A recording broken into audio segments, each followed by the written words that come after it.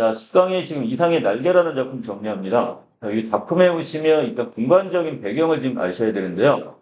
자, 이곳은 경성. 1930년대 일제강점기 때 이 경성은 어디야? 서울이죠, 서울. 이 서울의 어떤 33번지 유곽이 하나 있습니다. 자, 유곽이라는 것은 술집. 자, 그래서 이곳에 지금 자, 이렇게 칸이 나눠져 있는 집이 있고요. 자, 이 중에 한 방을 좀 확대시켰어요. 요건 지금 나와 아내가 다시 이렇게 나누어서 쓰고 있는 방인데, 자, 이 중에 이 아랫방은, 아래쪽은, 자, 이 형 여기 문이 있고, 그 다음에 이렇게 뭐도 들어가요? 그리고 한쪽에는 지금 이렇게 햇빛이 들어오는 창문이 이렇게 있습니다. 자, 그리고 다시 칸막이가 되어서 나는 지금 옷방을 쓰고 있는데, 자, 이곳에서는 햇빛 하나 들질 않습니다. 자, 여기서 아내의 직업은 매춘부. 뭔지 아시죠? 자, 그래서 지금 자신이 몸을 팔아서 결국 생계를 이어나가고 있고. 자, 나는 지금 무직입니다. 자, 지금 일제강점기 지금 지식인. 자, 나약한 어떤 지식인의 모습을 보이고 있는데, 자, 나는 아내에게 학대를 당해요. 자, 그럼에도 불구하고 이곳에 늘 머물고 있고, 자, 아내는 지금 어떻게, 아내가 외출을 하면 나는 나의 일과가 시작이 됩니다. 나는 아랫방으로 또르르 내려가서, 자, 어떻게 한다? 자, 이 햇빛, 요즘 햇빛이 들어온다고 그랬지, 아내의 방에는 돋보기를 꺼내가지고 휴지를 태우는 게 나의 하루 일과. 그것도 실증이 나면 아내의 그 화장품 또는 옷이 있죠. 이걸 갖고 노는 것. 이게 나의 하루 일과입니다. 자, 그러다가 또 아내가 올 때가 되면 어떻게 해요? 외출해서 돌아올 때가 되면 나의 방으로 돌아옵니다. 그럼 아내는 나에게 저녁을 주고 밥을 주고 나서 나에게 지금 아스피린 약을 줍니다. 난 아프지도 않는데 아내가 주는 아스피린 약을 받아 먹어요. 그럼 그 다음에 아침에 일어나게 되고 그 일상이 계속 반복이 되겠죠. 자, 그러다가 어느 날 내가 지금 아내가 준 이 아스피린 약을 먹지 않고 계속 모아놨어요. 그리고 지금 아내가 외출한 그날, 어느 날 나도 똑같이 밖으로 나가봅니다. 나갔는데, 자, 내가 안에 갈 곳이라고는 없어. 바로 그 다음 부분인데, 내가 지금 수면제를, 공원에 앉아서 결국 수면제를 털어서 이걸 먹었다가, 아내가 준 것은 지금 아스피린이 아니라 아달린이라는 수면제입니다. 이걸 나한테 먹였단 말이야.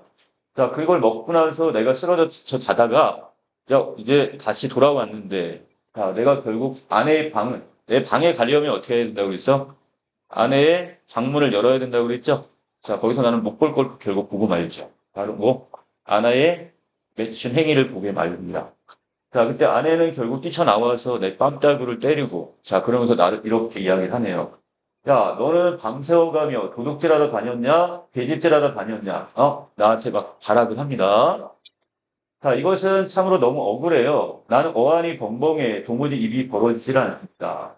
자, 그래서 난 속으로 이렇게, 야, 너야말로 나를 살해하려 한 게 아니냐? 왜? 넌 나한테 아스피린을 준다고 해놓고 매일 아달린이라는 수면제를 먹였잖아. 너 죽이려고 한 거 아니야? 이렇게 소리를 한번 빽 질러보고도 싶었지만, 자, 하지만 나는 결국 그러지도 못하고 입 밖에 내지도 못하네요. 또 무슨 화를 또 당할지 몰라.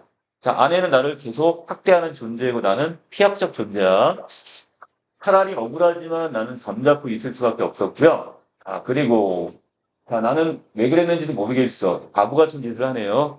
내 바지 주머니에 있던 동전, 지갑 다 꺼내가지고요. 몇십 전을 꺼내서 미닫이를 쓱 아내의 방을 열고는 거기다가 돈을 내팽개치고는 집을 나와버립니다.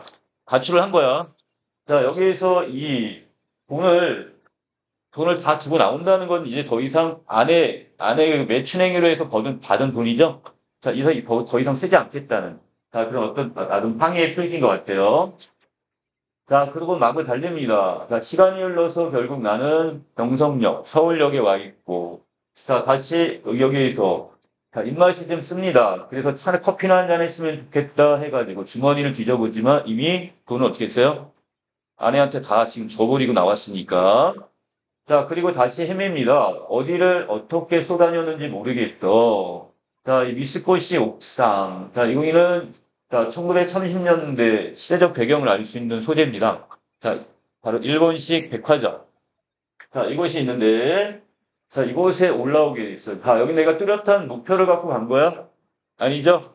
내가 어찌어찌 가다 보니까 자, 길거리를 방황하다 결국 도착한 곳이 바로 그냥 이곳일 뿐입니다. 자, 그리고는 내가 뭐 합니까? 26회, 26회. 자, 이것을 회고를 해봅니다. 공롱한 기억 속에 넣었던 아무 제목도 긁어도 나오지 않는다는 것은 내가 나의 삶에 대해 주체적인 삶을 산 게 아무것도 없는 것 같아. 자, 그리고 나는 나 자신에게 물어봅니다. 너는 인생에 무슨 욕심이 있었느냐고. 그러나 있다고 없다고도 대답이 없고. 나는 거의 나 자신의 존재를 인식하기조차도 어려워. 자, 이때 허리를 굽혀서 그 수족관에 안에 있는 금붕어를 들여다봅니다. 자, 여기서 금붕어의 역할은 뭐라고요? 자, 자신을 성찰하는 매개체 이렇게 정리해 놓으세요. 이따가. 자, 나의 생을 되돌아봅니다. 금붕어는 참들 잘생겼고요. 자, 작은 놈은 작은 놈대로, 큰 놈은 큰 놈대로 싱싱하게 활기차 보입니다. 자, 나는 어때요? 그런데 그렇지 못한 거죠?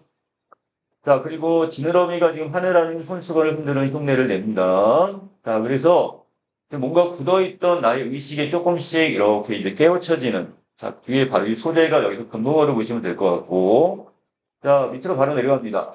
나는 회탁의 거리를 내려다 보았다. 자, 바로 이 회탁이란 혼란, 뭔가 어두운 거리 정도로 봐도 될 것 같고, 자, 바로 이것은 타자의 어떤 혼란스러운 내면을 상징한다. 자, 혼란스러운 내면. 자, 거기에는 피곤한 생활이 또 금붕어 지느러미처럼 흐느적흐느적 허비적거리고 있고, 자, 눈에 보이지 않는 끈적끈적한 줄에 엉켜서 태어나지를 못하고 있다고 했어요. 자, 바로 이 현대인들의 모습이기도 한데요. 자, 뭔가 보이지 않는 끈적끈적한 줄에 의해서 이렇게 그냥 허부적거리는 것처럼 보여. 이 현대인들의 모습이. 자, 나는 피로와 공복 때문에 무너져 들어가는 몸뚱이를 끌고는 나도 또한 그 해탁의 거리 속으로 섞여 들어가지 않을 수 없었다고 했으니까 나 또한 그런 현대인들 중에 한 명에 불과하네요. 자, 그리고 나는 생각을 해봅니다. 자, 그리고 나서 자, 갑자기 아내의 얼굴이 떠오르네요, 지금. 자, 아내를 환상합니다. 그러면서 아스피린과 아달린. 자, 과연 아내가 과연 나한테 아스피린하고 준 약이 과연 아스피린인지 아니면 그것은 수면제인지. 자, 이 두 가지 사이에서 고민을 하는데 우리들은 서로 오해를 하고 있는지도 몰라. 설마 아내가 나한테 아스피린 대신에 아달린의 정량을 나에게 먹였을까? 나는 그걸 믿을 수 없어. 아내가 대체 그럴 까닭이 없어.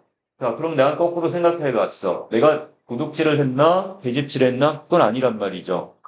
자, 누가 지금 오해를 하고 있고, 누가 진실을 말하고 있는지를 모르겠어요, 지금. 자, 이 부분에, 우리 부부는 숙명적으로, 운명적으로 발이 맞지 않는 절름발이라고 표현했습니다. 자, 이거 정리해 놓으세요.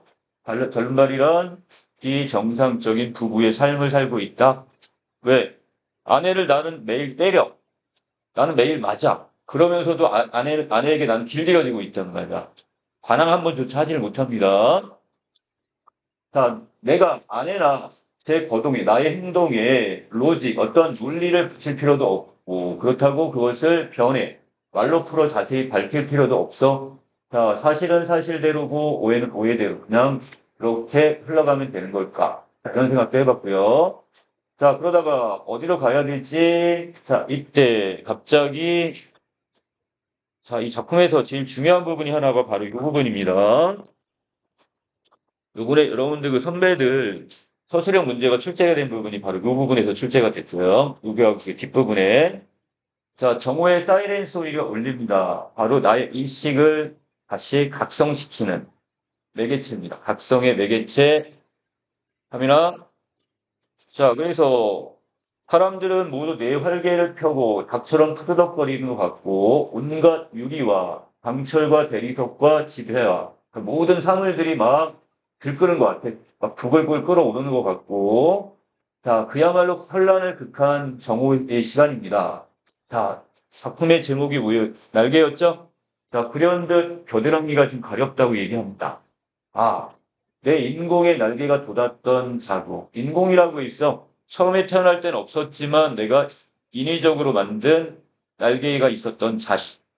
자, 오늘은 이 날개, 자, 오늘은 없어요. 그 날개가. 머릿속에는 희망과 야심이 말소된 페이지가 딕셔너리, 사전처럼 넘어가도 번뜩였다고 그랬습니까? 사전은 이미 이것이 말소가 됐어. 희망과 그 다음에 야심, 야망은 어떻게 된 거야? 이미 사라지고 없는 나약한 지식이란 얘기가 되겠네요. 나는 걷던 걸음을 멈추고는 어디 한번 이렇게 외쳐보고 싶었습니다. 날개야 돋아라, 날자, 날자, 다시 한번 날아보자, 두나 이렇게 되겠는데. 자, 또 한 번 지금 시험 문제 서술형 단답형 문제가 바로 여기 있어. 이 날개의 상징적 의미가 무엇이냐? 이걸 누렁지 문제가 한번 나왔는데. 자, 날개란 결국 진정한 자아를 되찾는 것. 또는 자유로운, 아내로부터 결국 어떻게 자유로운 삶을 획득하는 것. 자, 이 정도로 보시면 되겠죠. 자, 여기서 한번 날겠다는 의미는 본연의 자아를 회복하려는 어떤 의지로 볼 수가 있고요. 자, 아내와 나의 어떤 전도되고 억압된 삶에서 벗어나서 주체적이고 그 다음에 이상적인 삶을 살아보겠다는 어떤 의지로 보시면 될 것 같아요. 자, 이 작품은 자 어디로 가냐? 자, 이제 날개 부분에 갑니다. 자, 심리주의 소설입니다. 그래서 이 어떤 특정한 사건보다는 여기서는 어떤 등장인물의 내면 심리의 어떤 흐름, 이걸 중심으로 사건이 전개가 되고, 바로 이 1930년대는 일제강점기, 자, 무기력한 어떤 지식인의 자아, 분열의 양상이 잘 드러났어요. 그리고 이 본래의 자아를 찾고자 하는 어떤 의지가 보여지죠. 자, 상징적인 소재들이 몇 개 나와 있었습니다. 사이렌 소리도 그렇고, 날개도 그렇고, 자, 그 다음에 또 한 가지 아까 휘탁의 거리 같은 경우는 어떤 식민지 어두운 내면이 되기도 하겠죠. 자, 의식의 흐름 기법과 남녀의 관계는 좀 역전된 비정상적이고 분열적 분위기. 이거 아까 절름발이로 표현했죠. 자, 그 다음에 뒤에 날개의 상징적 의미 다시 한번 정리합니다. 삶의 의미를 찾고 본래의 자를 회복하고자 하는 어떤 열망 또는 현실의 억압으로부터 벗어나서 자유로운 삶을 누리고자 하는 어떤 의지 정도로 보십니다. 자, 그 다음에 아랫부분, 방은 지금 아내에게 의존하고, 어떻게 보면, 여기서 어떻게 구속당하는 그런 공간이 되기도 해요. 그럼 무기력한 공간이라면, 그러니까 거리로 나왔을 때는 결국 아내의 종속된 삶으로부터 벗어나겠다는 뜻이 되겠죠? 그리고 더 나가서 이 정오의 사이렌 소리를 들으며 진정한 자아와 자유를 되찾고자 하고, 그래서 이 날개짓을 이렇게 시작을 하게 됩니다. 자, 여기까지 내용 정리 마치도록 할게요.